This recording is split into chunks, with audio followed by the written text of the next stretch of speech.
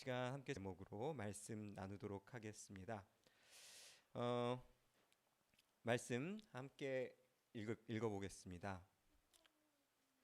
함께 읽습니다. 여호와여, 내가 주와 변론할 때에는 주께서 의로우시니이다. 그러나 내가 주께 질문하옵나니 악한 자의 길이 형통하며 반역한 자가 다 평안함은 무슨 까닭이냐가.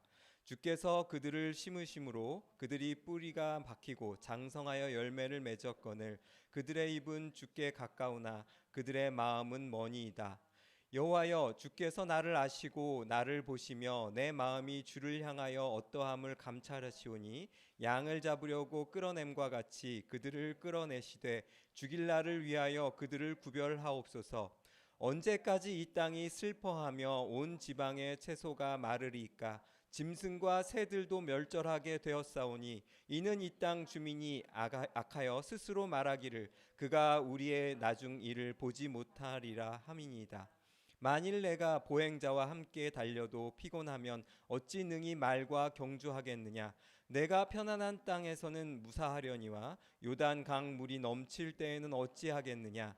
내 형제와 아버지의 집이라도 너를 속이며 내 뒤에서 크게 외치나니 그들이 내게 좋은 말을 할지라도 너는 믿지 말지니라. 아멘. 반갑습니다. 구름아? 아까 눈이 빼끔하게 보이는데 왠지 가슴이 찡한데요. 이렇게 구름이를 예배에서 함께 볼 수 있게 되어서 정말 행복합니다. 어, 지난주 우리나라는 코로나 확진자가 400명대로 평균 이렇게 일주일 동안 그렇게 됐었던 것 같습니다.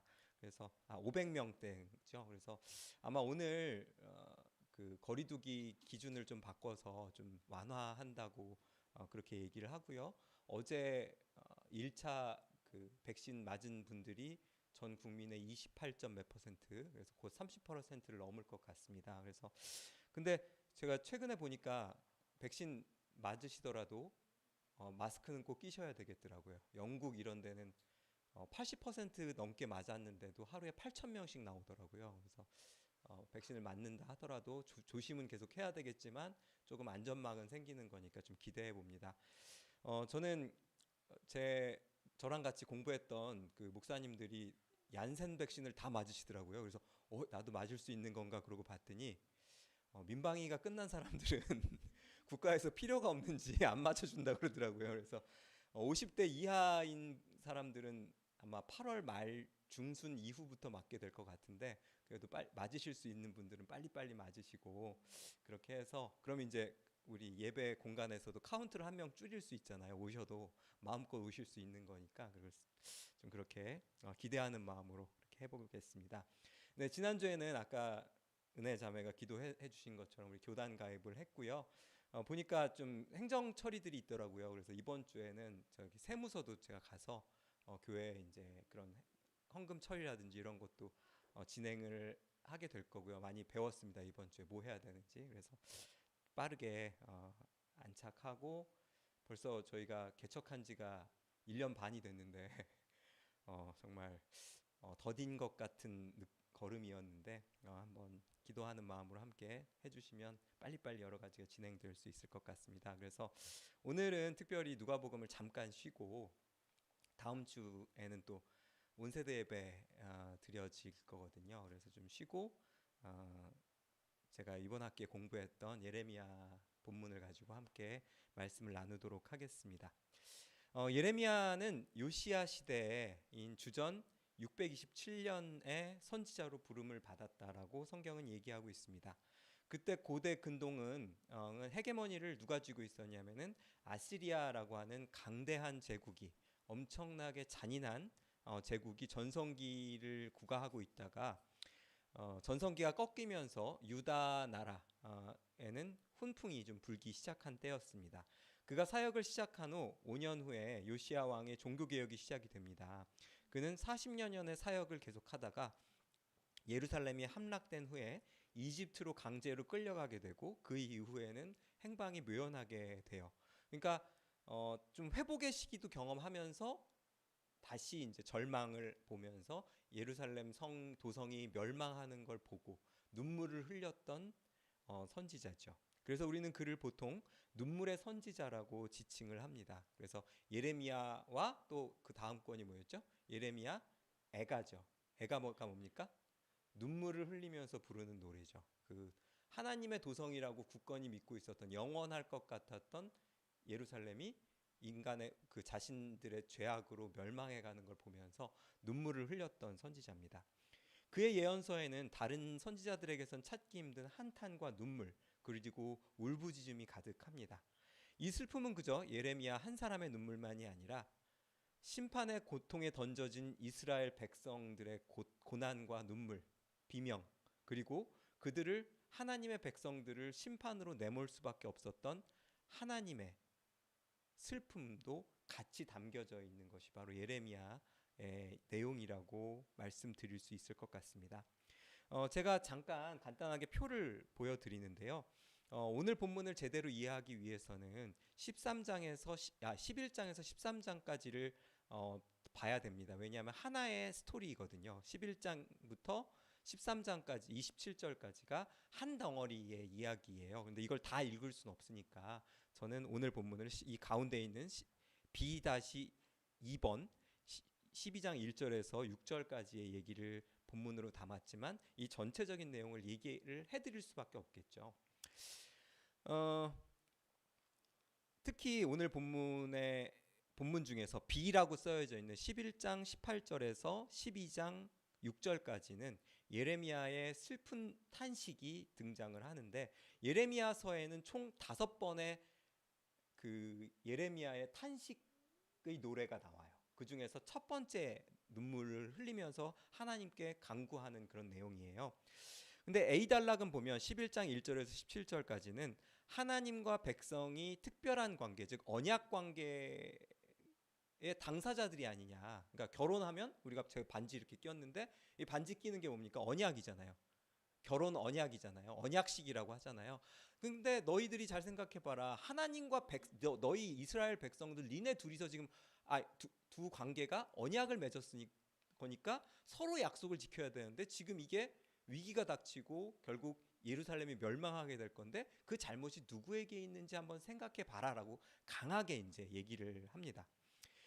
이 부분은 신명기 11장과 28장의 내용을 인용하는데 출애굽 당시에 가장 중요했던 언약인 시내산 언약 다 기억하시죠? 모세 그 시내산 언약과 모압 언약을 상기시키면서 너희가 이렇게 하나님과 결혼한 관계 아니야. 근데 누가 배신했니? 라고 강하게 얘기를 하는 거죠. 이스라엘이 너희들이 약속을 어겼기 때문에 너희는 심판받을 수밖에 없어라고 강하게 얘기를 합니다. 그리고 B단락과 C단락은 예레미야의 탄식과 그에 이어지는 가슴 끓는 하나님의 절규가 등장을 해요. 그래서 한번 생각해 보십시오. 여기 부모님들 계시지만 아이들을 혼내거나 때로는 매를 들 때도 있는데 매를 들면 어떻습니까? 이 자식 잘못한 거 내가 때리니까 시원하다. 통쾌해. 이런 부모가 있습니까? 사실 애기들이 애 때리든지 아니면 혼내서 막 풀 죽어 있고 울고 그러면은 사실 부모도 똑같이 그 마음 가운데서 눈물을 흘리잖아요. 뭐 보여주기는 어려울 때도 있겠지만 바로 그런 하나님의 눈물이 등장을 하는 내용이에요. 자신이 선택해서 내 백성이다, 내 자녀라고 했던 민족을 멸망시킬 수밖에 없는 하나님의 슬픔, 그리고 그것을 바라보는 선지자도 같이 눈물을 흘리는, 그리고 그것이 두 개의 슬픔이 이렇게 나선형으로 이렇게 같이 이렇게 꼬여져서 확대되는 그런 문학적인 장치를 볼 수 있습니다. 이런 가운데 오늘 본문의 이 내용을 좀 자세히 살펴보도록 하겠습니다. 자, 여기 보면은 이게 그 로마 바티칸에 가면 시스티니 성당 아시죠? 미켈란젤로의 거작이죠. 이 천장 거기 가면 30분 정도 이렇게 하늘만 봐야 돼 갖고 너무 그림이 많아 가지고 천지창조 아시죠? 이렇게 손가락 이렇게 하는 거. 그거부터 그림이 너무 많아요. 근데 그 중에서 중요한 선지자들 그림들이 이렇게 쫙 있어요. 근데 이게 예레미야라고 써 있는 건데 어떻습니까? 뭐 하고 있는 것 같아요? 그래서 이 로댕에 생각하는 사람 있잖아요. 그거의 모델이라는 얘기도 있어요. 그 로댕에 생각하는 사람이 그냥 생각하는 게 아니라 로댕의 전체 작품이 지옥의 문이라고 하는 지옥 문 앞에 이렇게 꼭대기에 이렇게 달려 있거든요. 이 생각하는 사람이. 그러니까 무슨 얘기인지 아시겠죠? 그러니까 그 지옥의 문 앞에서 인간이 자신의 인생을 되돌아보는 그런 느낌이죠. 그러니까 슬픔과 고통의 모습이라고 하는데 바로 이렇게 슬퍼하는 하나님의 어쩔 수 없는 심판으로 멸망할 수밖에 없는 백성들을 향해서 진짜 피 끓는 너희들이 돌아와야 된다, 돌이켜야 된다라고 아무리 외쳤는데 결과는 어때요? 결국은 멸망하는 장면을 볼 수밖에 없으니까 얼마나 슬픕니까? 이게 바로 예레미야예요. 근데 오늘 아까 말씀드렸듯이 B1, 2가 있었잖아요. 1에는 11장 오늘 본문 바로 앞부분에는 어떤 내용이 나오느냐면요. 어떤 사람들이 그 중에서 아나도 지역 사람들이 예레미야를 죽이려는 음모를 꾸미는 내용이 나와요. 그래서 예레미야는 그것을 간신히 하나님이 알려주셔서 그 음모를 피하게 되는데 하나님께서는 그 음모를 갚으시고 그들을 다 멸하시겠다라고 약속을 하는 겁니다. 그럼 되게 좋잖아요. 내 원수에게 하나님께서 복수를 해줬다라고 해서 공평한 재판관으로서 하나님께서 정의를 베푸시는구나라고 끝나면 좋겠는데 제가 아까 뭐라고 그랬습니까? 음모를 꾸민 사람들이 어떤 사람들이라고요? 아나돗 사람인데 예레미야의 고향이 아나돗입니다. 무슨 얘기예요? 자기 고향 사람들이 내 가족들, 친지들이 예레미야를 죽이려고 했던 거예요. 왜 그러냐면 당시에 하나냐라는 사람으로 대두되는 거짓 선지자들이 활동을 하고 있었어요. 그 사람들이 볼 땐 자 보십시오. 요시야 종교개혁을 통해서 좀 분위기가 좋아지고 있는 상황이었잖아요.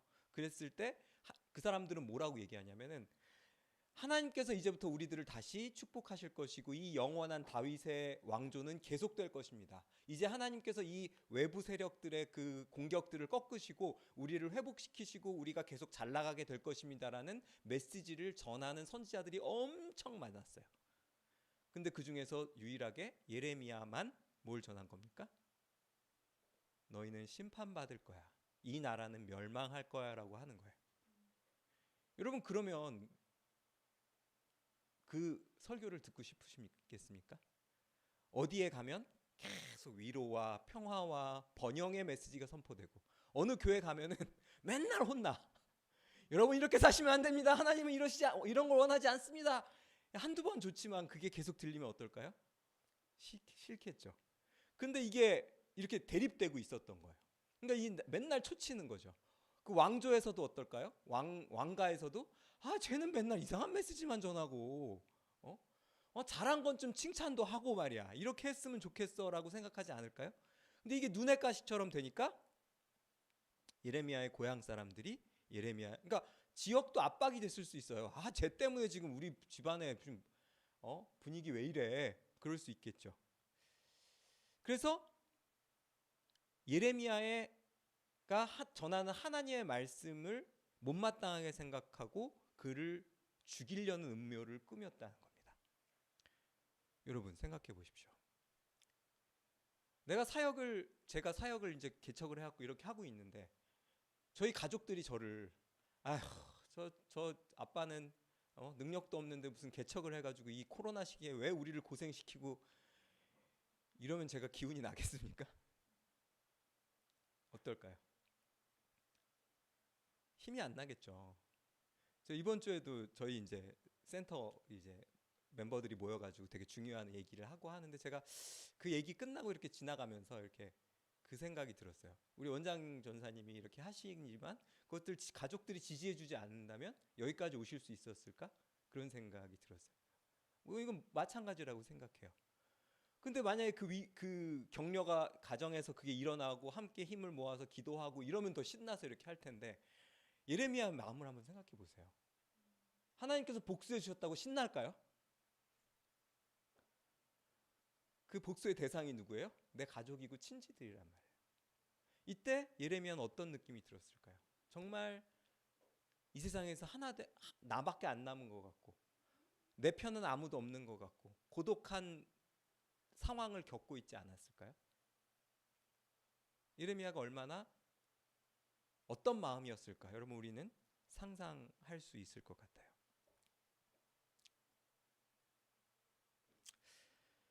어, 가족들이 자신을 배신한 이런 상황들을 정치적인 의미로도 해석할 수 있겠지만 어쩌면 이스라엘과 언약 관계를 맺으시고 그를 사랑하시며 귀히 여기신 하나님이 백성에게 배신당한 모습과 자기가 정말 사랑하고 정말 격려받고 싶은 친지와 가족들에게 배신당한 예레미야의 모습이 좀 겹쳐 보이기도 해요.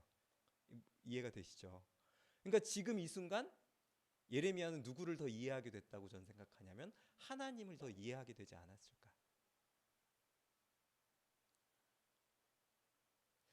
그런 상황에서 예레미야는 하나님께 이렇게 질문을 던지는 겁니다. 오늘 본문이죠. 하나님, 그러니까 그 자기 아나도 사람들을 포함해서 자기를 적대시하는 수많은 사람들을 바라보는 거예요. 근데 내가 하나님의 말씀을 순종하고 붙들고 열심히 하다 보면 내가 편하고 좀 행복해지고 더 축복받고 좋았으면 좋겠는데 실제로 예레미야의 삶이 어땠어요? 고통스럽고 외롭고 맨날 욕먹고 핍박받았단 말이에요. 근데 그렇게 잘 나가는 사람들, 예를 들어서 왕가에 아부하는 듯한 설교를 하는 설교자들은 어떨까요? 정부 지원도 받고 무슨 얘기인지 아시겠죠? 막 인기가 좋아지고 막 잘 먹고 잘 사는 거예요. 근데 자기는 하나님의 말씀을 듣고 그것을 대언했는데 쪽박차는 느낌. 어떨까요, 기분이? 하나님 정의로우신 거 제가 인정하겠어요. 오늘 본문을 보면 그렇습니다. 근데 지금 상황을 보세요. 저 사람들은 잘 나가고 정말 멋지게 사는 것 같고 정말 평안하고 축복받은 것 같지 않아요. 그 사람들 뭐라고 얘기하냐면 내가 이렇게 하는 거 하나님이 아시긴 하겠어? 라고 얘기한다라고 얘기를 하는 겁니다. 하나님 어떻게 이런 걸 그냥 두고 보실 수 있으세요? 라고 얘기를 하는 거죠. 여러분 이 이야기 어디서 많이 들어보시지 않았습니까? 대표적으로 지혜 문학에 이런 내용들이 많이 나와요. 예를 들면 시편 73편입니다. 제가 보여드리겠습니다. 시편 73편의 한 부분입니다. 하나님이 참으로 이스라엘 중 마음이 정결한 자에게 선을 행하시나 나는 거의 넘어질 뻔하였고 나의 걸음이 미끄러질 뻔하였으니 이는 내가 악인의 형통함을 보고 오만한 자를 질투하였음이로다. 그들은 죽을 때에도 고통이 없고 그 힘이 강건하며 사람들이 당하는 고난이 그들에게는 없고 사람들이 당하는 재앙도 그들에게는 없나니 그러므로 교만이 그들의 목걸이요 강포가 그들의 옷이며 살찜으로 그들의 눈이 솟아나며 그들의 소득은 마음의 소원보다 많으며 그들은 능욕하며 악하게 말하며 높은 데서 거만하게 말하며 그들의 입은 하늘에 두고 그들의 혀는 땅에 두루 다니도다. 그러므로 그의 백성이 이리로 돌아와서 잔에 가득한 물을 다 마시며 말하기를 하나님이 어찌하랴 그 하늘의 높은 지존자에게 지식이 있으랴 하는도다. 볼지어다 이들은 악인들이라도 항상 편안하고 재물은 더욱 불어나도다. 내가 내 마음을 깨끗하게 하며 내 손을 씻어 무죄하다 한 것이 실로 헛되도다. 나는 종일 재난을 당하며 아침마다 징벌을 받았도다. 내가 만일 스스로 이르기를 내가 그들처럼 말하리라 하였더라면 나는 주의 아들들의 세대에 대하여 악행을 행하였으리라. 내가 어쩌면 이를 할까 하여 생각한즉 그것이 내게 심한 고통이 되었더니. 여러분 무슨 얘기입니까?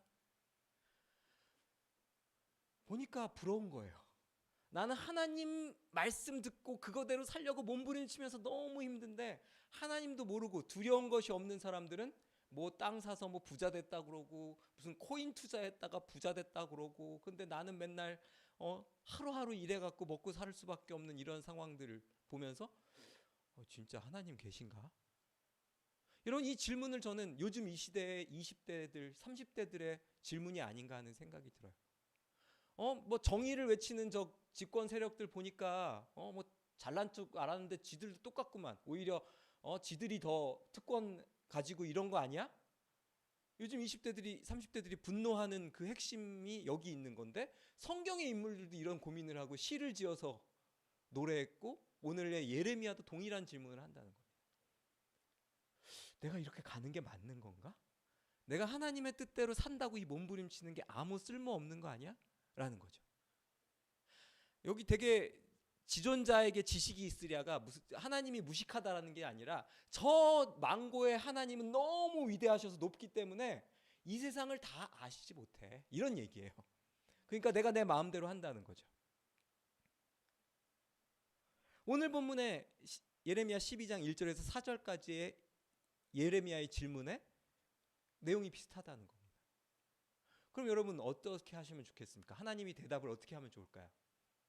얘야, 그게 아니다. 내가 너를 보호하고 내가 너에게 지금은 네가 지는 것 같고 내가 너를 축복해 줄게. 너 힘내야 돼. 막 이렇게 해주면 참 좋겠죠. 그런데 하나님은 그런 대답을 하시는지 볼까요? 예레미야는 악한 자는 번성하고 반역자가 편안하게 사는 이유는 뭡니까? 라고 질문을 한 것인데 그거에 오늘 하나님께서는 이렇게 대답을 하시죠. 네가 사람과 달리기를 하다가 지쳐버린다면 어떻게 말과 달리기를 하겠느냐? 평안한 곳에서나 마음 놓고 살 수 있다면 요단강가의 깊은 숲에서는 어떻게 살겠느냐? 너희 집 식구, 너희 동기들이 너를 헐뜯으며 배신하지 않았느냐? 그러니 그들이 정답게 말을 걸어오더라도 믿지 말라. 여러분 기대와 좀 많이 다른 얘기를 합니다. 좀 모질다 싶을 정도 아닌가요? 야, 지금 이게 힘들다고? 너 지금 말이랑 달리려고 지금 경주를 준비해야 되는데 지금 너 지금 제정신이야 뭐야? 막 이렇게 좀 위로해 주시면 좋겠잖아요. 근데 그게 아니라 야, 사람과 달리다가 지치면 어떡하냐? 너 지금 이제 말이랑 달려야 되는데 지금 이 상황상에서 마음을 그렇게 흐트리면 어떡해? 요단강가의 깊은 숲속에서 이제 너희가 거기서 어떻게 살려고 그래? 무슨 얘기입니까 이거는? 요단강가로 끌려가서 포로 생활하잖아요. 거기서도 니네들이 정신 차리고 지금 내 뜻대로 살려고 지금 몸부림쳐야 되는데 지금 네가 그럴 정신이 있어? 좀 죄송합니다. 저는 하나님이 좀 이렇게 위로해 주셨으면 좋겠다 싶었는데 이건 반전이죠.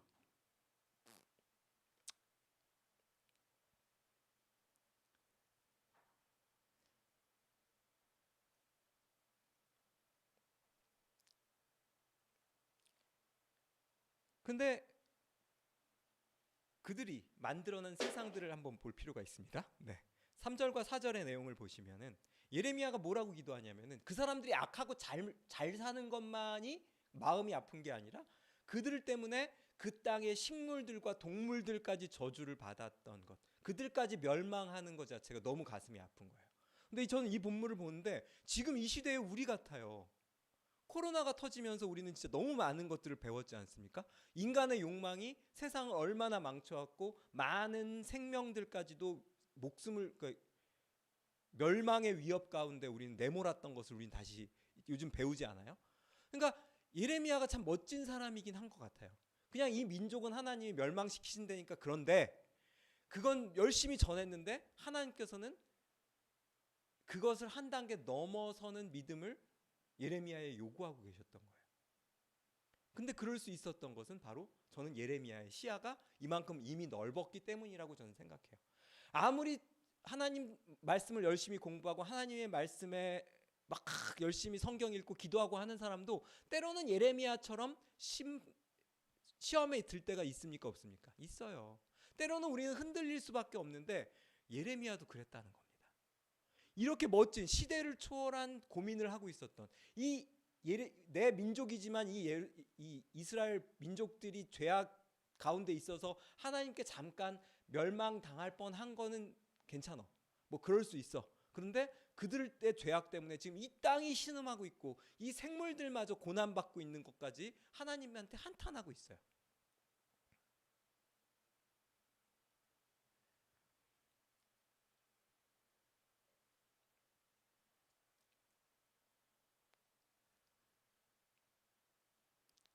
그거에 대한 하나님의 대답은 어떻게 보면 동문서답인 것 같고 이게 지금 예레미야 지금 하나 남았는데 이렇게 하셔도 되나? 예레미야 삐지면 어떡하지? 그런 생각이 들 만큼 어쩌면 동문서답 같은 이야기일 수도 있어요. 예레미야가 원하는 대답이 아니니까요. 하지만 예레미야의 질문과 간구가 그저 악한 자들 심판하여 달라는 간구인 것이 아니라 하나님의 명령에 따라 모두가 달가워 인정하지 않는 메시지를 전하는 선지자의 삶의 모습이 투영된다는 겁니다. 누구 하나 이 땅에서는 인정해주는 사람도 없고 미워하고 심지어는 멸망했을 때 이집트로 끌려간다니까요. 어쩌면 이 예레미야는 포로로 거기서 같이 가서 거기서 끝까지 메시지를 전하는 어떤 사명자의 모습을 기대했을지 몰라요. 근데 이집트로 끌려가다가 아마 그 이후에 그 족적이 없어요. 그러니까 결국 하나님께서는 뭘 원하신 거냐면 끝까지 예레미야가 하나님과 보조를 맞추고 하나님과 같은 시야를 가지고 이 땅에서 그 사명을 감당하길 원하시고 계셨다는 겁니다. 달리는 말에 뭐 한다? 당근 준다가 아니라 채찍질한다라는 거죠. 그래서 저는 예레미야의 그 질문이 하나님 진짜 이게 뭡니까? 라고 했다기보다는 하나님을 따르는 자신의 길이 틀리지 않았음을 확신시켜 달라는 질문이 아니었을까라는 거죠. 때로는 원망의 언어로 표현되어 있지만 진짜 예레미야가 듣고 싶었던 얘기는 바로 이런 얘기가 아니었을까. 야, 지금 여기서 지치면 안 돼. 예전에 제가 저희 조정민 성도와 이건우 성도 우리 지금 다 다녔는데 옛날에 지리산을 갔었어요. 지리산 종주를 했습니다. 2박 3일에 걸쳐서 이제 지리산을 건너가는데 첫날 그 노고단까지 올라가야 되는데 등에다가 10몇 킬로씩 짐을 지고 막 8시간을 올라가는데 제가 올라가면서 제일 많이 했던 말이 뭘까요? 야, 힘내, 다 왔어. 죄송합니다. 거짓말을 많이 했습니다. 반도 안 왔는데 다 왔어. 이제 조금만 올라가면 돼. 왜 그랬을까요? 지금 5시간 더 가야 되는데 이러면 어떨까요? 절망하겠죠. 그렇죠? 그리고 목사님 다 왔어요? 죽을 것 같아요. 이렇게 얘기하지만 진짜 그들이 듣고 싶은 말은 뭘까요? 다 왔어. 힘내. 여기서 요것만 넘어가면 돼 하고 하나님의 좀 다른 의미의 격려를 듣고 싶었지 않았을까? 그리고 그거에 합당한 위로를 하나님이 해주신 게 아닌가 하는 거죠. 이렇게 볼 때 하나님의 응답은 동문서답이 아니라 예레미야에게 가장 필요했던 대답을 해주신 게 아닌가 하는 겁니다. 하나님은 예레미야의 질문과 간구에 대해서는 일절 응답하지 않으시고 이런 질문을 던지는 예레미야를 꾸짖으시고 야, 정신 차려. 너 지금 내가 선택한 나의 선지자가 아니냐. 그의 마음을 다시 한번 다잡으라고 명령하고 계신 거였던 거죠. 네, 여기 사진에 이 사람이 엄청 멋지게 뛰어가는데 하나님께서는 예레미야가 더 강건히 서서 더 큰 싸움을 준비해야 된다고 얘기를 하고 계신 겁니다. 하나님은 주변 사람들과 가족들에게도 인정을 받고 싶었던 예레미야의 약한 부분을 지적하시고 사람을 의지하지 말고 사람에게 위로받으려고 하지 말고 두려움 없이 다름질해야 된다라고 당부하고 계신 거예요. 그리고 이어지는 오늘 본문 뒤에 이어지는 7절에서 13절까지를 보면 하나님께서 가장 소중하게 여기셨던 이스라엘을 버리고 원수의 손에 넘길 것을 다시 한번 확인하는 메시지가 등장을 합니다. 사실 이 부분이 정말 피 끓는 하나님의 그건데 그 예레미야에 나오는 되게 중요한 그 단어가 있는데 내 것, 내 소유라고는 표현이 그 되게 언약적 표현으로 되게 중요하거든요. 그 누구를 지칭합니까? 예루살렘 그 이스라엘 사람들을 지칭하는데 내 것, 내 소유라는 것을 3번이나 반복하시면서 그렇지만 내 소유인데 이것들을 지금 벌할 수밖에 없다. 왜? 그들의 죄가 너무 만연했기 때문에 내 뜻을 완전히 잊어버렸기 때문에 나는 내 것, 내 소유를 버릴 이렇게 혼낼 것이다라고 얘기하는 거예요. 그걸 할 때 누가 가장 가슴이 아프겠습니까? 하나님이시죠. 그러니까 예레미야는 그 하나님의 음성을 들을 때 어떨까요? 야, 정신 차려. 지금 여기서 이러고 있을 시간이 없어. 지금 우리는 앞으로 나아가서 넌 이 메시지를 전해야 돼 하는데 그 메시지가 뭐예요? 하나님이 하나님의 것, 하나님의 소유인 이 백성에 대한 심판을 선포한다는 거예요. 이 얘기를 들을 때 예레미야는 어떤 마음일까요? 같이 하나님의 마음과 동조되지 않겠습니까? 아, 하나님이 이렇게 아파하시면서 이 백성들을 돌이키기 위해서 그들을 심판하시는구나라는 것을 깨닫게 되는 거죠. 근데 여러분, 이 심판이 그렇게 비극으로 끝나지 않는다는 것을 여러분 우리 알고 계시지 않습니까? 하나님께서는 이어지는 14절과 17절에서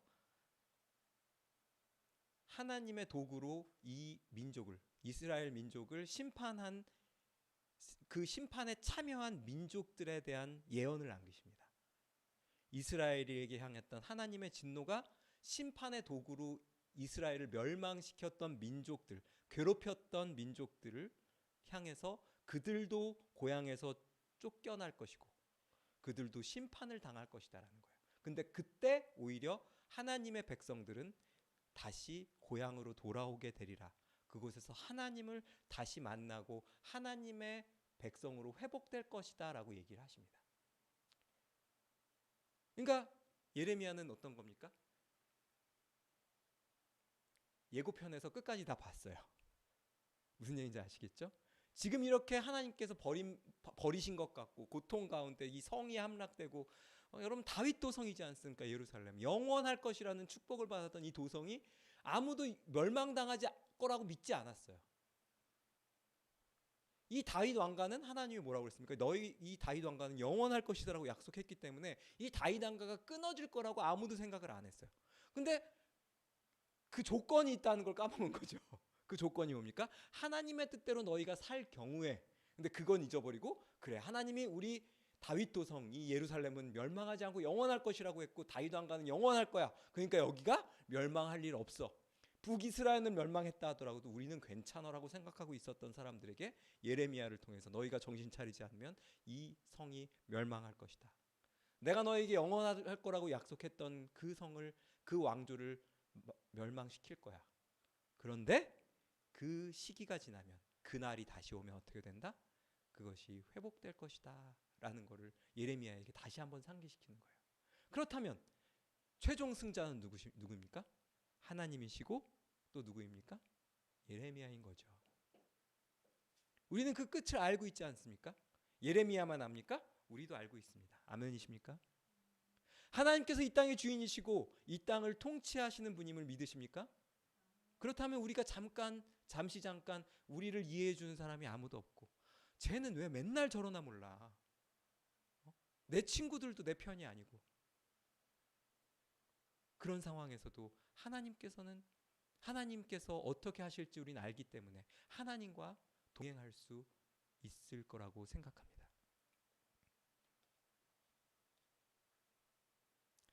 지금 내 주변 사람들에게 인정받지 못하고 외롭고 불안하고 그래서 하나님께 투정 부리고 있는 예레미야에게 하나님께서는 자신의 큰 그림을 다시 한번 보여주시면서 이 위협을 이루기 위해 함께 이루기 위해 두려움 없이 함께 전진하자라고 명령하고 계신 겁니다. 사랑하는 아름다운 사람들 성도 여러분, 우리의 삶도 비슷하지 않습니까? 때로는 내가 계획한 대로 일이 진행되지 않고 내가 열심히 한 것들이 무의미해질 때도 있어요. 선의로 했던 것들을 평가절하당하고 오해받기도 하고 내가 이렇게 좋은 마음으로 했는데 왜 난 아무도 알아주지 않지? 원망스러울 때도 있기 마련입니다. 예레미야가 그랬겠죠. 심지어는 가족들까지 자기에게 등 뒤에 칼을 꽂으려고 했던 상황. 이러한 마음은 우리 같은 사람뿐 아니라 위대한 하나님의 선지자들도 겪었던 마음이라는 것을 오늘 본문을 통해서 우리는 깨닫게 되는 거죠. 우리는 흔들리는 존재입니다. 심지어는 하나님의 음성을 듣고 하나님의 음성을 전했던 예레미야도 흔들렸다는 거죠. 하지만 그럴 때 우리가 잊지 말아야 하는 것이 있습니다. 바로 하나님의 뜻이 어디 있느냐 하는 거죠. 이 영화가 어떻게 마무리될 것이냐 하는 거죠. 그는 엄중한 하나님의 심판을 선언했고 그 심판이 이루어지는 것을 자기 눈으로 목도합니다.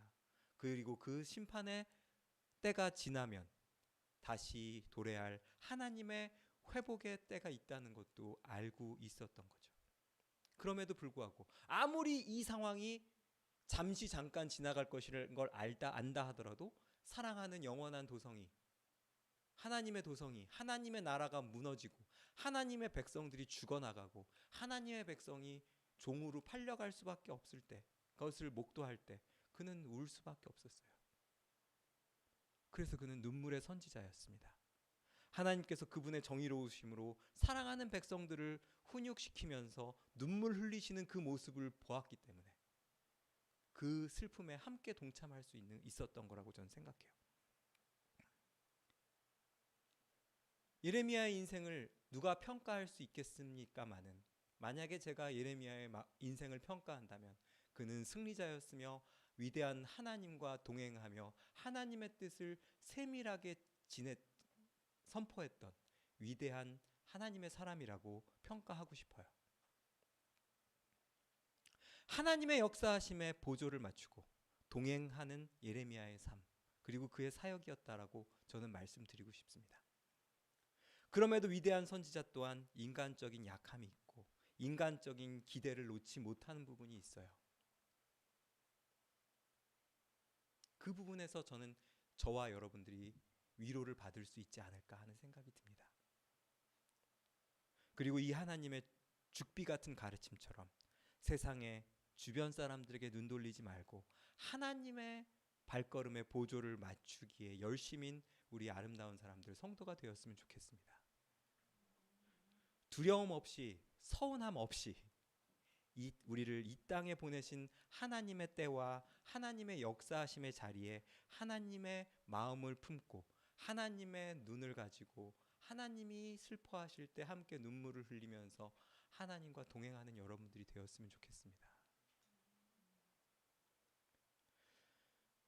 저는 목회만 하다가 이렇게 이곳에서 사역을 하다 보니까 이 상담하시는 분들의 모습을 좀 계속 관찰하게 돼요. 좀 분야가 다르지 않습니까? 근데 이렇게 상담을 열심히 하시는 걸 보면서 어떻게 저게 가능하지?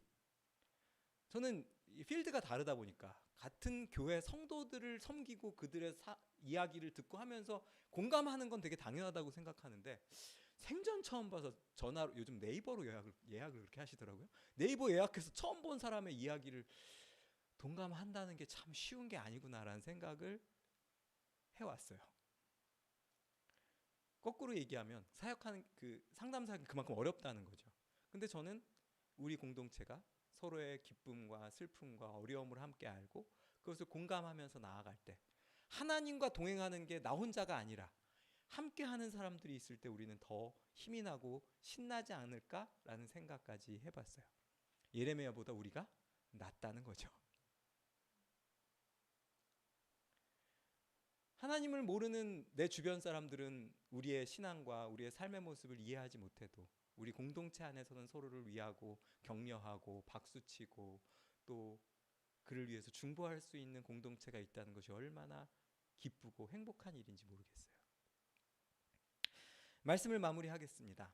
오늘 우리는 예레미야의 첫 번째 기도, 애가를 보면서 그가 어떤 고민을 했는지, 근데 그것에 하나님께서 그에게 원하시는 것이 무엇이었는지까지 한번 살펴봤습니다. 참 위로가 되는 말씀이 아닐까 개인적으로 생각해요.